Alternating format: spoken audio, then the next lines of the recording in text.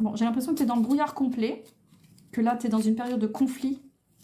Enfin, là, je parle de toi, hein, je parle pas de ta relation, là, je regarde que pour toi. Moi, je te vois dans une période de conflit dans ta tête, ça veut dire que tu te poses des milliards de questions.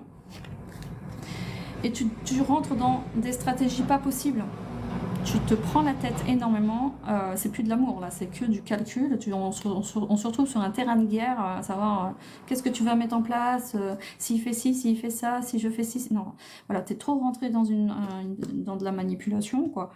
Parce que t'es en mode survie, tu te sens un peu en mode survie. Et tu dois retrouver un peu ton centre pour retrouver tes objectifs, hein, parce que là, tu es dans la peur, tu es beaucoup trop dans la peur. Beaucoup trop, alors que ce soit avec lui ou un autre. Oh là là là là là là. C'est pas bon. C'est pas bon. Alors, qu'est-ce qui te bloque comme ça? Tu dois retrouver une forme d'indépendance. Une indépendance émotionnelle, tu vois. Parce que sinon tu donnes l'occasion à l'autre de jouer avec toi. Et tu vas donner le pouvoir à l'autre de te faire du mal, puisque tu te mets en positionnement d'attente et de dépendance. Bon, c'est normal d'être... Enfin, pour moi, la dépendance affective n'existe pas. Tu allumes ta télé, tu es en dépendance affective, tu mets de la musique, voilà. Dès que tu combles un vide, tu as quelqu'un, c'est normal, voilà. Après, le problème, c'est de toujours attendre que l'autre fasse quelque chose, que l'autre te donne des preuves d'amour, que l'autre te comble tous tes manques, et là, à ce niveau-là, là, il y a un problème, tu vois.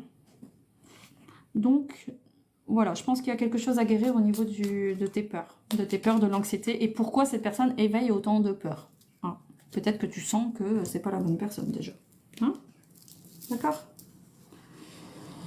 C'est... Ouais. Faut repartir sur des meilleures bases, faut prendre du temps pour toi, là, la priorité, c'est toi, ne l'oublie pas. Hein. C'est pas les autres. Alors, tant mieux si on a les autres avec nous, mais la priorité, c'est toi. Ouais.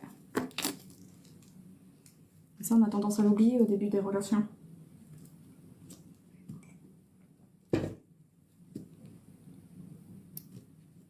Ok.